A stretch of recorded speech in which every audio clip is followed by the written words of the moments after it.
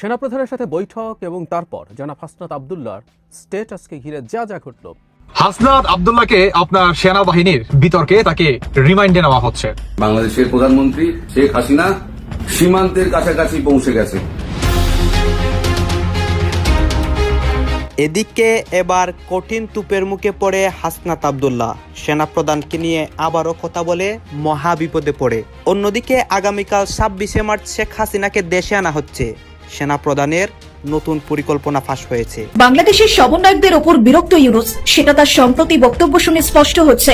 হঠাৎই বাংলাদেশের অন্তর্বর্তীকালীন সরকারের প্রধান উপদেষ্টা মোহাম্মদ ইউনূস জানিয়েছেন, আওয়ামী লীগকে নিষিদ্ধ করার কোনো পরিকল্পনা নেই। তিনি যে সেনাপ্রধানের সুরে সুর মেলাচ্ছেন সেটা স্পষ্ট হচ্ছে। সেনাবাহিনী প্রধান জেনারেল ওয়াকারুজ্জামান দেশে সেনা শাসন চাচ্ছেন, এ নিয়ে এখন দেশি বিদেশি বিভিন্ন জায়গায় মিডিয়ায় বর্ণনা চলছে। আজিজ, তুমি পুরো ব্লুটুথ বয়, বাট তোমারও একটা স্ট্যান্ডার্ডে থাকা দরকার। গেল 2 থেকে 3 দিন আগে হাসনাতের যে বক্তব্যকে কেন্দ্র করে মিডিয়া পাড়ায় তোলপাড়, রাজনীতিতে তোলপাড়, সেটাকে আরো কয়েক গুণ বাড়াই দিছিল গতকালকে সার্জিসের দেওয়া একটা স্টেটাস। 24 ঘন্টা না যেতেই সার্জিসের অবস্থানের আবার পরিবর্তন। ভয়ঙ্কর রকম অস্থির, কখন কি হয় কেউ বুঝতে পারছে না। আপনারা হাসনাত আবদুল্লাহ এবং সার্জিস আলমের দুটো ফেসবুক পোস্ট সম্পর্কে নিশ্চয়ই ওয়াকিবহাল। বিএনপি কি জিনিস আমার মনে হয় যে আমাদের যারা এনসিপির জাতীয় নাগরিক পার্টির নেতারা আছেন তারা অল্প কয়েকদিনের মধ্যে এটা বুঝা যাবে, আর ইতিমধ্যে অনেক কিছু বুঝা গেছেন, আরো অনেক কিছু বোঝার বাকি আছে। স্যার, এই প্রশ্নটা খুব প্রাসঙ্গিক এই মুহূর্তে, যে সব জায়গায় আওয়ামী লীগকে একটা বাধা দেওয়া হচ্ছে, এটা কার মদতে? একটা দুইটা শক্তি ছিল, একটা হচ্ছে বিএনপি জামাত আর এই জঙ্গি। হাসিনার বাংলাদেশের সব মহিমায় প্রত্যাবর্তন শুধু সময়ের অপেক্ষা, কারণ সেনা অফিসারদের মধ্যে হাই প্রোফাইল মিটিং হয়েছে বারবার, এবং ওয়াকার বিরোধীদের কাছে বারবার জানতে চাওয়া হয় দেশের এই পরিস্থিতিতে তারা কোন দিকে। আর অন্যদিকে হাসনাত আবদুল্লাহ তিনি পুরোপুরি আপনার 360 ডিগ্রি অ্যাঙ্গেলে একটা ইউটার্ন নিয়ে নেয় যে সেনাবাহিনীকে কিংবা সেনা প্রধান সেনাপ্রধান ওয়াকারুজ্জামানের সঙ্গে সমন্বয়ক হাসনাত আবদুল্লাহ ও সার্জিস আলমের কি হয়েছে এবং তাদের মাঝখানে কি নিয়ে দ্বন্দ্ব, এমন একটি নিউজ বর্তমান বাংলাদেশের সোশ্যাল মিডিয়াতে ভাইরাল হয়ে ছড়িয়ে পড়ছে। তো বন্ধুরা, মূলত এই সেনাপ্রধান ওয়াকারুজ্জামান ও হাসনাত আবদুল্লাহর সঙ্গে কি হয়েছে তার সঠিক তথ্য কিন্তু খুব কম লোকজনই জানে। হাসনাত আবদুল্লাহ ও সেনাপ্রধান ওয়াকারুজ্জামানের এই বিষয় নিয়ে আমরা পর্যালোচনা এবং তদন্ত করে বেশ কয়েকটি খুবই গুরুত্বপূর্ণ তথ্য এবং ভিডিও ফুটেজ পাই, যা আজকের ভিডিওতে সেগুলোই এক এক করে ধারাবাহিক তুলে ধরা হবে। যদিও আজকের ভিডিওটা কিছুটা লং হতে পারে, তবে আজকের ভিডিওতে জানতে পারবেন সেনাপ্রধান ওয়াকারুজ্জামান, হাসনাত আবদুল্লাহ ও সার্জিস আলমকে নিয়ে এমন কিছু অজানা গোপন তথ্য যা জানলে আপনিও ইতিমধ্যে অবাক হতে বাধ্য। সেই সাথে আরো জানতে পারবেন বর্তমান বাংলাদেশের রাজনীতির প্রেক্ষাপট আসলে কোন দিকে যাচ্ছে। বন্ধুরা চলুন, ভিডিওতে আজকে আর বেশি কথা বাড়াবো না, সরাসরি আজকে আমরা চলে যাব মূল ভিডিওতে। আর সেখানে আজকে আমরা দেখব সেনাপ্রধান ওয়াকারুজ্জামানের সঙ্গে এই সমন্বয়ক হাসনাত আবদুল্লাহর মূলত কি হয়েছে। সেনাপ্রধানের সাথে বৈঠক এবং তারপর জনাব হাসনাত আবদুল্লাহর স্ট্যাটাসকে ঘিরে যা যা ঘটল। আজ আমরা আলোচনা করব এনসিপির মধ্যে যা যা ঘটেছে সেগুলো নিয়ে, সেটা কেন ঘটল, এবং খুব গুরুত্বপূর্ণ প্রশ্ন, এই জিনিসগুলো কি আমাদের ধারণা দেয় যে দল হিসাবে, রাজনৈতিক দল হিসাবে এনসিপি এখন রাজনৈতিক দল, তারা কেমন করবে, তাদের ভবিষ্যতে আমরা কি দেখতে পারি। অ্যাটলিস্ট এই মোমেন্টে দাঁড়িয়ে, আমি বলছি না এই মোমেন্টে দাঁড়িয়ে দেখাটাই সঠিক প্রমাণিত হবে, কিন্তু অন্তত এই মুহূর্তটা আমাদের কি ধারণা দেয় সেটা নিয়ে কথা বলতে চাই। অনেকগুলো খুব গুরুত্বপূর্ণ প্রশ্ন তৈরি হয়েছে বা আমাদের সামনে হাজির হয়েছে এই ঘটনাকে কেন্দ্র করে। পরম্পরাগুলো যদি মনে রাখি, জনাব হাসনাত আবদুল্লাহ স্ট্যাটাস দিয়েছেন 11 মার্চে সেনাপ্রধানের সাথে। উনি অবশ্য সেনাপ্রধান বলেননি, তিনি তাকে ক্যান্টনমেন্টে নিয়ে যাওয়া হয়েছিল, সেখানে চাপ দেওয়া হয়েছে রিফাইন্ড আওয়ামী লীগকে নির্বাচনে মেনে নেওয়ার জন্য, এরকম একটা কথা বলেন, এবং আমরা ধারণা করতে পারি আসলে অল্প সময়ের মধ্যেই ঘটনাটা কি হয়েছিল। পরবর্তীতে এটা নিয়ে প্রচুর আলোচনা আছে এবং আমরা ইঙ্গিতে বুঝতে পারি এটা আসলে সেনাপ্রধানের সাথেই বৈঠকটা হয়েছিল। তারপরে নেত্র নিউজ একটা নিউজ করে, যেখানে সেনা আন্তঃবাহিনী যে যোগাযোগ রক্ষা করে, যে পাবলিক যে কমিউনিকেশন করে, আইএসপিআর, তাদের কিছু সূত্রের উদ্ধৃতি দিয়ে কিছু মন্তব্য আসে এবং সেটা সেনা সদর প্রতিবাদ করেনি। তাতে আমরা বুঝতে পারি যে এটা এন্ডোর্স করছে। সেখানে আমরা জানতে পারি সেনাপ্রধান আসলেই হাসনাত এবং সার্জিসের সাথে কথা বলেছিলেন এবং সেখানে আওয়ামী লীগ প্রসঙ্গে এসেছিল। এরপর জনাব সার্জিস আলম একটা স্ট্যাটাস দেন যাতে ফ্যাক্টসগুলো মোটামুটি একই থাকে, কিন্তু ট্রুথ, আমি আগেও বলেছি যে জনাব হাসনাত এটাকে যেভাবে ফ্রেম করার চেষ্টা করেছেন বা তার আন্ডারস্ট্যান্ডিং যেমন ছিল, জনাব সার্জিসের understanding was a bit different, যে এটা কোনো চাপটাপ ছিল না। তিনি বলছেন যে উনি অনেক বোল্ড ছিলেন, কিন্তু এটা আসলে তার অপিনিয়ন তিনি জানাচ্ছেন, এইভাবে বলা হচ্ছিল। এরপর ইনফ্যাক্ট এই দলটার মধ্যে যা যা ঘটলো এবং জনাব হাসনাত যা বলেছেন, যা করেছেন, সেটার সব কিছু নিয়েই আমরা একটু কথা বলতে চাই। একটা বিস্তারিত রিপোর্ট এসছে ডেইলি প্রথম আলোতে। সেনাপ্রধানের সাথে বৈঠক নিয়ে হাসনাত ও সার্জিসের ফেসবুক পোস্টে দলে অস্বস্তি, অসন্তোষ। এর মধ্যে সবচেয়ে বড় বোমাটা ফাটিয়েছেন জনাব হান্নান মাসুদ, কারণ এখানে বেশ কিছু তথ্য আমাদের সামনে আসছে এই রিপোর্টে, যেগুলো আসলে তাদের অভ্যন্তরীণ একটা গ্রুপে আলোচনা হয়েছে বা তাদের কোনো কোনো নেতা নাম প্রকাশে অনিচ্ছুক হয়ে জানিয়েছেন। কিন্তু জনাব হান্নান মাসুদের এই মন্তব্যটা জনাব সার্জিসের স্ট্যাটাসের পর এটা অনেকেরই দৃষ্টি আকর্ষণ করেছে। তিনি বলছেন, উনি জ্যেষ্ঠ যুগ্ম সমন্বয়ক, তিনি বলছেন এসব কি ভাই, পাবলিকলি বলছি দুজনের একজন মিথ্যা বলছেন, এটা চলতে পারে না। মানুষ এনসিপিকে নিয়ে যখন স্বপ্ন বুনছে তখন এভাবে এনসিপিকে বিতর্কিত করা কাদের এজেন্ডা? একদম উনি আবার বলছেন, প্রকাশ্যেই বলছি। জনাব হান্নান মাসুদের কি এভাবে প্রকাশ্যে বলার উচিত হয়েছে? বা দুজনের একজন মিথ্যা বলছেই, ইজ ইট দ্যাট? আমরা একটু যদি আলোচনা করে নেই, ঘটনা এগুলো ঘটেছে, চিফ যেভাবে বলেছেন এটা সার্জিসের কাছে মনে হতেও পারে যে এটা কোনো চাপ না, এটা তার অভিমত তিনি জানাচ্ছেন। আবার একই বক্তব্য আমাদের পারস্পরিক আন্ডারস্ট্যান্ডিংয়ে কারো কারো কাছে মনে হতে পারে যে এটা চাপ এবং উনি আমাকে জোর করছেন। এটা পারসেপশন ভ্যারি করতে পারে, কারণ সার্জিসও কোনো ডিফারেন্ট কোনো ফ্যাক্ট সামনে আনেননি। হাসনাতের কোনো বক্তব্যকে উনি কিন্তু মিথ্যা বলেননি, ঘটনাগুলো সব একই ঘটেছে। সো দলের একজন গুরুত্বপূর্ণ সদস্য হিসেবে হান্নান মাসুদকে আমরা চিনি, এই মুভমেন্টে হান্নানের মানে গণঅভ্যুত্থানে তার রোলের কথা জানি, এই দলেও উনি খুবই গুরুত্বপূর্ণ হয়ে উঠেছেন। কিন্তু তার এই মন্তব্যটা এইভাবে প্রকাশ্যে করা অদ্ভুত, অবিশ্বাস্য মনে হতে পারে, বাট ইট হ্যাপেন্ড। আবারও বলছি, কেন হচ্ছে সেগুলো আমরা খুঁজে দেখার চেষ্টা করব। এর মধ্যে যেটা হয়েছে, হোয়াটসঅ্যাপ গ্রুপে অনেক আলোচনা হয়েছে, এর মধ্যে নামই আছে যে খালেদ সাইফুল্লাহ নামের একজন নেতা লিখেছেন, গুটি কয়েক ব্যক্তি তাদের ব্যক্তিগত চিন্তা প্রসূত কথাবার্তা কোনো ধরনের সাংগঠনিক সিদ্ধান্ত ছাড়াই বাইরে প্রকাশ করছেন, ব্যক্তিগত রাজনীতি হাসিলের জন্য যখন যা কিছু করে বেড়াচ্ছেন সেগুলো যে স্ববিরোধী হয়ে যাচ্ছে সেটি নিয়ে তাদের কোনো উদ্বেগ নেই। এখানে একটা কথা উনি গুরুত্বপূর্ণভাবে বলেছেন, ব্যক্তিগত রাজনীতি হাসিলের জন্য। ইম্পর্টেন্ট, এটা আমরা মনে রাখবো, আমি সেই জায়গায় আসবো। যদি সেলিব্রিটি ফেস, কন্ট্রোভার্সি আর পপুলিজম দিয়ে রাজনীতি করতে চান তাহলে আমাদের পার্টি থেকে বাদ দিয়ে টিকটকারদের এনে বসিয়ে দেন, বুঝতে পারছি আমরা। আরেকজন বলছেন, একটি দলের সদস্য হয়ে ব্যক্তিগত জনপ্রিয়তা অর্জনের রাজনীতি করবেন না, দলের কথাও ভাবতে হবে। আরেকজন লিখেছেন, গত সাধারণ সভায় আলাপ উঠেছিল ডেকোরামের কেউ যাতে হুটহাট ফেসবুকে পোস্ট না দেয় এবং নিজেরা আরও বেশি অ্যালাইন হয়, কিন্তু কে শুনে কার কথা? এখানে আরেকজনের নাম সাইফুল্লাহ হায়দার, আমাদেরকে ডেকে আপনারা জানিয়ে দিন আমরা অনেক পপুলিস্ট, এভাবেই রাজনীতি করব, ইচ্ছা হলে থাকেন, না হলে চলে যান। আরেকজন লেখেন, দল গোল্লায় যাক, ওনারা অলওয়েজ লাইমলাইটে থাকতে হবে। আমরা মন্তব্যের প্যাটার্নকে খেয়াল করছি, আমরা খুব বেশি এই আলোচনায় ঢুকছি না। এই প্রেক্ষাপটে জনাব হাসনাত আবদুল্লাহর স্ট্যাটাসকে শিষ্টাচার বহির্ভূত বলেছেন নাসির উদ্দিন পাটোয়ারি।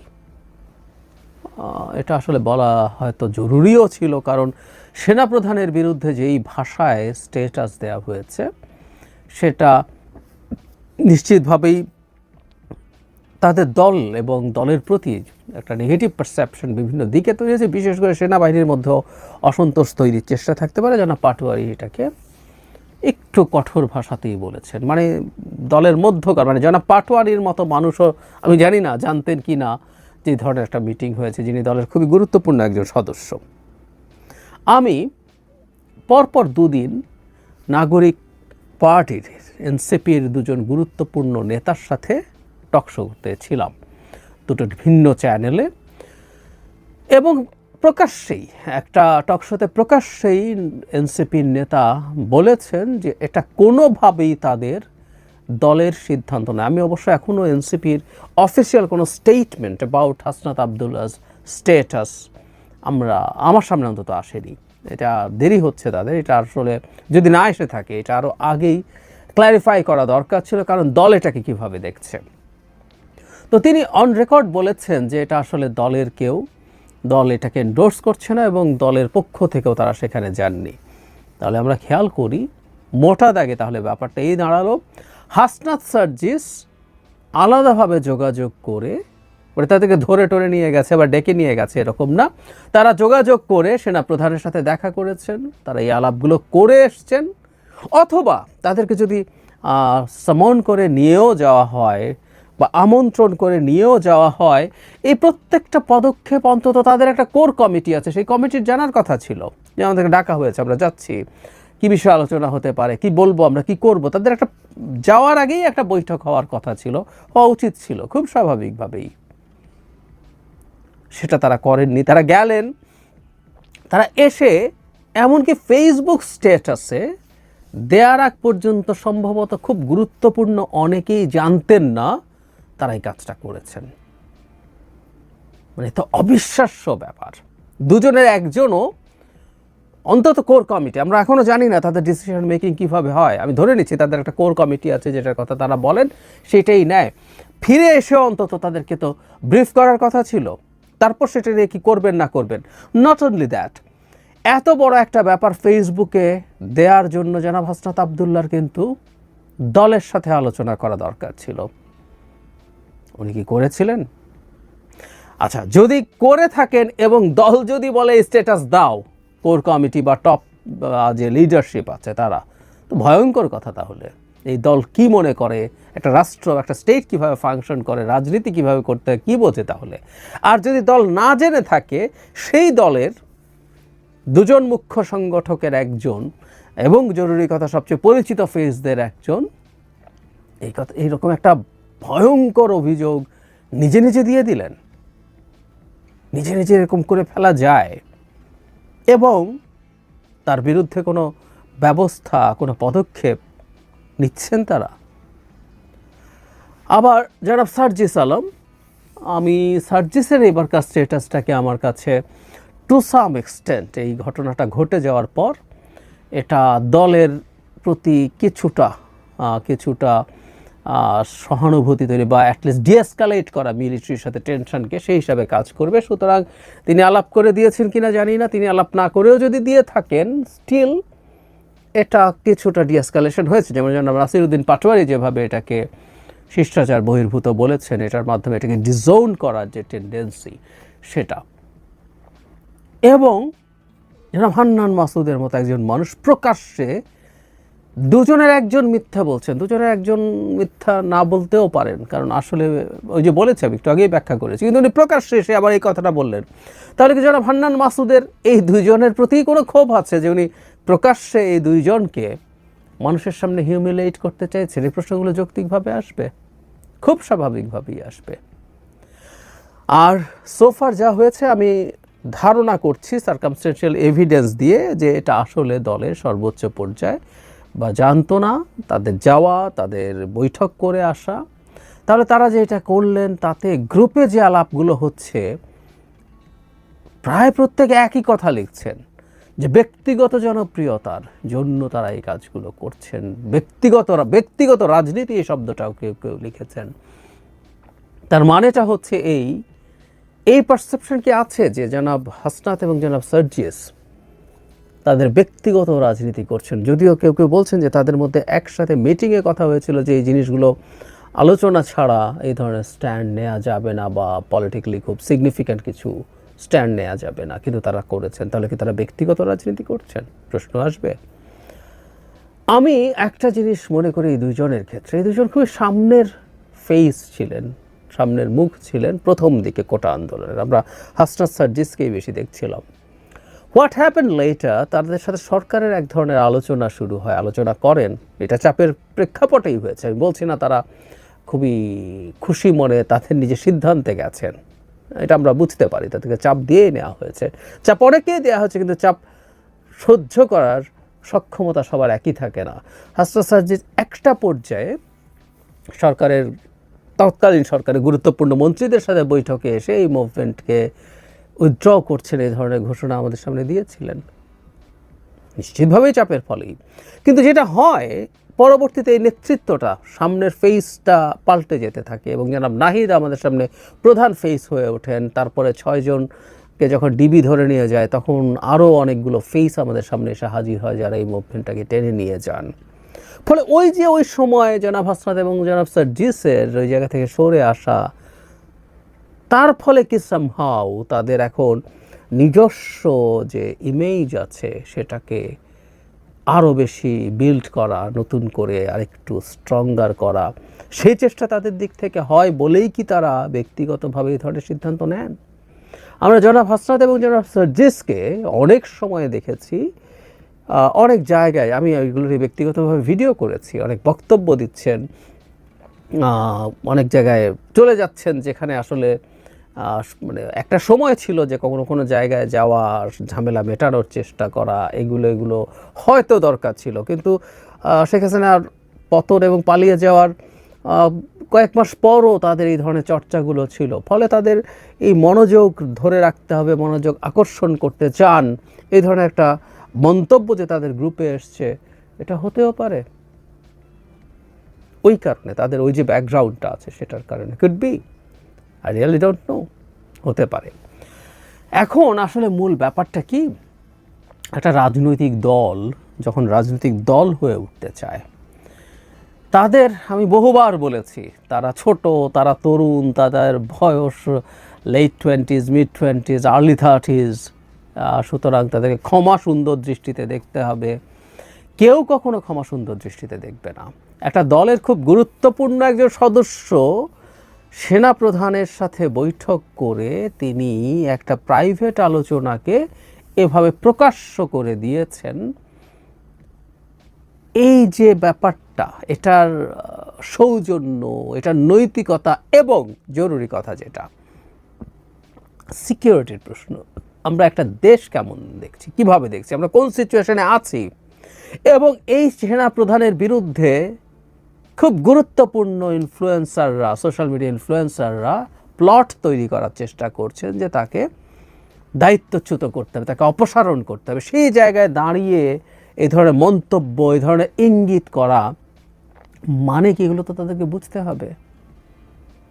তারপর দলের মধ্যে আমরা যা দেখছি, আসলে একজন একজনের বিরুদ্ধে সামহাও লেগে আছেন এবং এক একজন আসলে এক একভাবে নিজের প্রতি মিডিয়ার মনোযোগ ধরে রাখার চেষ্টা করছেন। যদি ইনফ্যাক্ট আমাদের দূর থেকে ব্যাপারগুলো এরকমই মনে হতে পারে, মনে হয়, তাহলে আসলে রাজনীতি এনাদেরকে দিয়ে হবে এটা মনে করার কোনো কারণ নেই।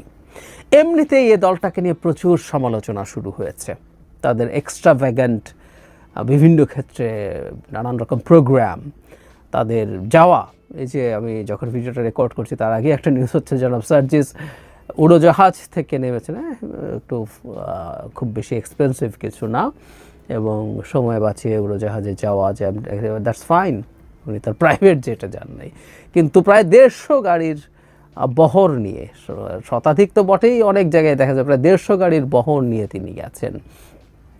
এরকম নানান ইস্যুতে বিরাট এক্সপেন্সিভ ইফতার পার্টি, তাদের অফিসের এক্সপেন্স নিয়ে আলোচনা আছে। এটা নানান ক্ষেত্রে তারা হেলিকপ্টারে করে জানাজা পড়তে যাচ্ছেন। এরকম নানান রকম ইস্যু যখন থাকে তখন আসলে এই সমালোচনা চলে। তার মধ্যে তাদের ইন্টারনালি, তাদের মধ্যে আসলে লিস্ট একটা কোহেশন, একটা পলিটিক্যাল পার্টির মধ্যে নিজেদের মধ্যে এক ধরনের সম্পর্ক থাকতে হবে, নিজেদের পরস্পরের মধ্যে ব্রাদারহুড থাকতে হবে, কমরেড ফিলিং থাকতে হবে। আমার ভাই ভুল করে ফেলেছে, হাসনাত যদি ভুল করে, হান্নান মাসুদ প্রকাশ্যে সেগুলো নিয়ে কথা না বলে, হান্নান মাসুদদের উচিত এটাকে অন্তত প্রকাশ্যে, রাজনীতি এরকমই, প্রকাশ্যে সেগুলোর অন্তত একটা তাকে সেভ করার চেষ্টা করা। বকাছকা যে কথা উনি লিখেছেন, এগুলো নিয়ে যদি তার প্রশ্ন থাকে, ঝগড়াঝাটি থাকে, সেগুলো ভেতরে করবেন, কিন্তু না, তারা প্রকাশ্যে এগুলো করছেন। আমি আসলে এই দলটা যেভাবে করছেন, যা করছেন, এবং সবচেয়ে বড় কথা হলো একটা দল এত সেন্সিটিভ ইস্যু কেউ ধরতেই পারছেন না এবং তিনি তার মতো করে এই সেন্সিটিভ ইস্যু হ্যান্ডেল করার চেষ্টা করছেন, পাবলিক করার চেষ্টা করছেন, কারো না কারোর সাথে যোগসাজশের চেষ্টা করছেন। এগুলো আসলে খুবই ডিজাস্টারাস। নতুন দলটার ভবিষ্যৎ এই মুহূর্তে দাঁড়িয়ে, অন্তত এই সিচুয়েশনে তারা যা করলেন, খুবই হতাশাজনক আমার কাছে মনে হয়। আমি খুব খুশি হব আমি ভুল প্রমাণিত হলে, কিন্তু আমি সত্যিকার অর্থেই তেমন কোনো আশা দেখি না যদি এই লেভেলের বিষয়কে তারা ভবিষ্যতে ঠিকঠাক মতো হ্যান্ডেল করতে না পারেন। আর এই একটা ঘটনাই আসলে তাদের অবস্থা বোঝায়।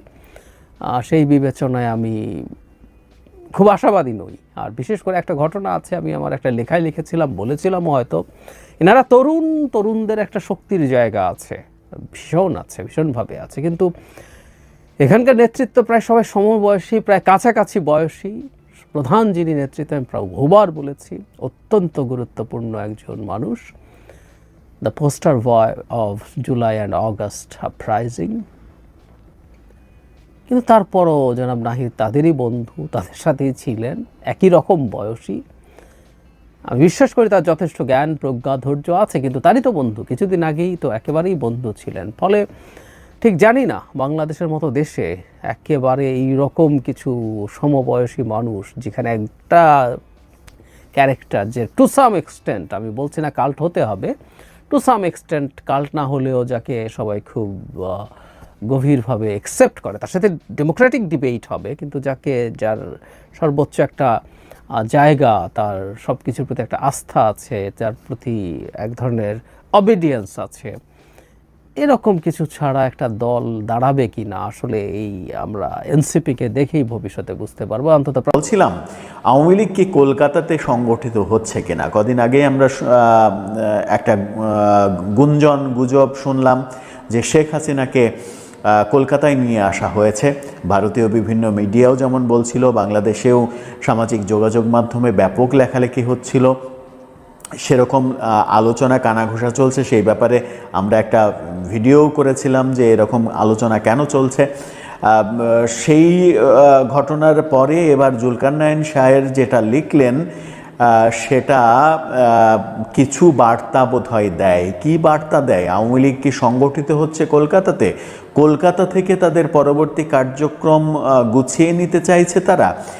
মজার ব্যাপার হচ্ছে, যখন আওয়ামী লীগ নেতারা কলকাতাতে একটি ইফতার পার্টিতে অংশগ্রহণ করলেন, তারা নিজেরাই নাকি আয়োজন করেছিলেন, এবং সেখানে শেখ রেহানা পুত্র ববিকে দেখা গেছে, যিনি ইংল্যান্ড থেকে ভারতে এসে তাদের সঙ্গে যোগ দিয়েছেন। এটা একটা গুরুত্বপূর্ণ খবর। ববি ইন্ডিয়াতে এসেছেন, কলকাতাতে এসেছেন আওয়ামী লীগ নেতাদের সঙ্গে সাক্ষাৎ করতে, তাদের সঙ্গে মিটিং করতে। তারই একটা পর্যায় হচ্ছে এই ইফতার পার্টিতে অংশগ্রহণ করা। জুলকারনাইন শাহের যেটা লিখছেন সেটা হচ্ছে যে 23 মার্চ 2025 বাংলাদেশ আওয়ামী লীগের নেতাকর্মীদের সমন্বয়ে কলকাতার রাজারহাট নিউ টাউন প্লাজায় একটি ইফতার পার্টির আয়োজন করা হয়।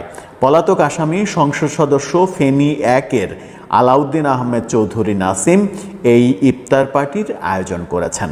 ফেনী 1-এর সংসদ সদস্য আলাউদ্দিন তিনি এই ইফতার পার্টির আয়োজন করেছেন, এমনটা জুলকারনাইন শাহের বলার চেষ্টা করেছেন। বলেছেন, পতিত স্বৈরাচার আওয়ামী রেজিমের মন্ত্রী, প্রতিমন্ত্রী, সংসদ সদস্য সহ প্রায় 100 জন নেতাকর্মী এই ইফতারে উপস্থিত ছিলেন। সংখ্যাটা কিন্তু অনেক ব্যাপক। 100 জন বাংলাদেশ থেকে 5 আগস্টের পরে পালিয়ে যাওয়া 100 জন যদি এক জায়গায় হয়, তার মানে তারা বড় ধরনের কোনো প্ল্যানই সেখানে করছে। এদের মধ্যে সাবেক স্বরাষ্ট্রমন্ত্রী আসাদুজ্জামান খান কামাল ছিলেন, এটা একটু উল্লেখযোগ্য ফিগার। শেখ রেহানার ছেলে রেদওয়ান মুজিব সিদ্দিক ববি এবং তার পরিবার। বাহাউদ্দিন নাসিম ছিলেন। গাজীপুরের সাবেক মেয়র জাহাঙ্গীর আলমের উপস্থিতিও ছিল। বাহাউদ্দিন নাসিম, জাহাঙ্গীর আলম, সাবেক স্বরাষ্ট্রমন্ত্রী আসাদুজ্জামান খান কামাল এবং ববি, এই 4 জন আওয়ামী লীগের এবং শেখ পরিবারের গুরুত্বপূর্ণ সদস্যের নাম উল্লেখ করেছেন জুলকারনাইন শাহের। তিনি বলেছেন যে একই ভেন্যুতে নিষিদ্ধ সংগঠন ছাত্রলীগের আয়োজনে আরেকটি ইফতার পার্টি আয়োজনের পরিকল্পনা রয়েছে পরদিনে। অর্থাৎ পরদিন বলতে আমরা যে ভিডিওটা করছি, যে দিনটা চলে গেল, আজকের কথা বলা হয়েছে। সেটা হয়েছে কিনা সেই আপডেটটা তিনি যেহেতু দেননি, যে জানার আমাদের তেমন কোনো সোর্সও নাই, সেটা হয়তো জানা যাবে। তিনি দুটো ছবি এখানে দিয়েছেন এবং দুটো ছবিতে বোঝানোর চেষ্টা করেছেন যে এখানে ইফতার পার্টিটা হচ্ছে, এবং একটা ছবিতে একজনকে দেখা যাচ্ছে, পেছন দিক দেখা যাচ্ছে, সেটাকে লাল বৃত্ত দিয়ে ঢেকে দিয়েছেন। সেই স্ক্রিনশটটা আপনারা দেখলেই বুঝতে পারবেন। তাকে দেখে আমার কেন যেন মনে হচ্ছে যে তিনি গাজীপুরের সাবেক মেয়র জাহাঙ্গীর আলম হতে পারেন, অন্য কেউ হতে পারেন। পেছন থেকে মনে হচ্ছে জাহাঙ্গীর আলমের মতো। জুলকারনাইন সাহেব যখন এই ইনফরমেশনটা দিলেন, আওয়ামী লীগ সংগঠিত হচ্ছে কলকাতায়, 100 জন নেতা একসাথে ইফতার করেছেন এবং ববি এসেছেন, রেহানা কন্যা ববি, তিনি এসেছেন কলকাতায়। তার মানে ববি নিশ্চয়ই তার মায়ের সঙ্গেও দেখা করতে এসেছেন, খালার সঙ্গেও দেখা করতে এসেছেন। তার মানে ববি কি সজীব ওয়াজেদ জয় একটু কি ব্যাক গিয়ারে আছেন? এখন কি ববিকে সামনে নিয়ে আসা হয়েছে এই ম্যানেজমেন্টগুলো করার জন্য? সেটাও একটা গুরুত্বপূর্ণ বিষয়। সজীব ওয়াজেদ জয়ের অনেক দিন খুব বেশি কার্যকলাপ চোখে পড়ছে না। আমেরিকা থেকে খুব বেশি কার্যকলাপ যে তিনি করছেন সেরকমটা অন্তত সামাজিক যোগাযোগ মাধ্যমে আলোচনা নেই। কদিন আগে একটা বিধ্বস্ত ছবি প্রকাশ হয়েছিল যে সজীব ওয়াজেদ জয় বিধ্বস্ত, তাকে চেনাই যাচ্ছে না। এছাড়া গত 2-3 মাসে সজীব ওয়াজেদ জয় সম্পর্কে তেমন একটা তথ্য পাওয়া যায়নি। ঠিক সেই সময় সিনারিওর সামনে আসলেন রেজওয়ান সিদ্দিক ববি। ববি যদি অর্গানাইজ করে থাকেন সব কিছু, বলা হচ্ছে ফেনী 1-এর সাবেক সংসদ সদস্য আলাউদ্দিন সাহেব তিনি এই আয়োজনটা করেছেন, এবং সেখানে সাবেক স্বরাষ্ট্রমন্ত্রী আসাদুজ্জামান খান কামাল, বাহাউদ্দিন নাসিম, তারা যদি উপস্থিত থাকেন, তার মানে এটা আওয়ামী লীগের কোনো প্ল্যান গেম। আওয়ামী লীগ কোনো প্ল্যান করছে কলকাতায় বসে। যে গুঞ্জনটা ছিল 2 দিন আগেও যে শেখ হাসিনাকে কলকাতায় আনা হয়েছে, সেই গুঞ্জনটা যদি সত্য হয়ে থাকে, তাহলে কি শেখ হাসিনা এই নেতাদের সাথে কলকাতায় মিটিং করার জন্যই এসেছিলেন? সেটিকেও উড়িয়ে দেওয়া যায় না, কারণ এখন পর্যন্ত শেখ হাসিনার অবস্থান নিয়ে ভারত কোনো খোলাসা মন্তব্য করেনি, খোলাসা ইঙ্গিতও দেয়নি। এমন কোনো পৃথিবীর গণমাধ্যম নেই যে গণমাধ্যম প্রকাশ করতে পেরেছে শেখ হাসিনার সঠিক অবস্থানের কথা। তার মানে শেখ হাসিনাকে এক ধরনের লুকিয়েই রাখা হয়েছে। এখন পর্যন্ত বুঝতে দেয়া হয়নি শেখ হাসিনা কোথায় রয়েছেন। আওয়ামী লীগের পরবর্তী পরিকল্পনা তাহলে কি? কোন দিকে যাচ্ছে তারা কি বর্তমান অন্তর্বর্তীকালীন সরকারের বিরুদ্ধে গভীর কোনো প্ল্যান করছে, যে প্ল্যান বাস্তবায়ন হলে তারা আবার সেফ এন্ট্রি নিতে পারবে বাংলাদেশে? সেরকম প্ল্যানের দিকে যাচ্ছে। ব্যাপারগুলো খুবই গুরুতর এবং চিন্তার ব্যাপার। যে প্ল্যানই হোক না কেন, যা কিছুই হোক না কেন, আমাদের প্রত্যাশা থাকবে দেশে যেন কোনো ধ্বংসাত্মক কর্মকাণ্ড না ঘটে, দেশ যেন অস্থিরতার দিকে না যায়, দেশ যেন সুস্থ থাকে। দেশকে সুস্থ রেখে আপনারা আপনাদের যে কোনো রাজনৈতিক কর্মকাণ্ড করতেই পারেন, সেটা আপনাদের বিষয়। কিন্তু আমরা যারা সাধারণ মানুষ, সেই সাধারণ মানুষের একমাত্র থিঙ্কিং হচ্ছে দেশটা যেন সুস্থ থাকে, মানুষ যেন 3 বেলা খেয়ে পরে বাঁচতে পারে। দর্শক, আপনার কি মনে হয় এই পরিকল্পনায় আওয়ামী লীগ কোন পথে এগোচ্ছে? আপনার মতামত। ধন্যবাদ প্রিয় দর্শকবৃন্দ, আমাদের ফুল ভিডিওটি দেখার জন্য আপনাকে জানাই অসংখ্য ধন্যবাদ। তো বন্ধুরা, আজকে যে ভিডিওটি দেখলেন, যে বর্তমান সামাজিক যোগাযোগের মাধ্যমে যে বিষয়টি সব থেকে হাইলাইট এবং ভাইরাল, সেনাপ্রধান ওয়াকারুজ্জামান ও হাসনাত আবদুল্লাহ, তাদের মাঝখানে কি হয়েছে এই বিষয় নিয়ে কিন্তু আপনারা ইতিমধ্যে আলাপ এবং আলোচনা শুনতে পেয়েছেন। এবং সেই সমন্বয়ক হাসনাত আবদুল্লাহ এবং সেনাপ্রধান ওয়াকারুজ্জামানকে নিয়ে আপনাদের কি মন্তব্য অবশ্যই কমেন্ট বক্সে কমেন্ট করতে ভুলবেন না। আর হ্যাঁ, এমন নিত্য নতুন আপডেট খবর সবার আগে পেতে চাইলে এখনই আমাদের এই পিচ্চি সাকিব ইউটিউব চ্যানেলটি সাবস্ক্রাইব করুন। ধন্যবাদ।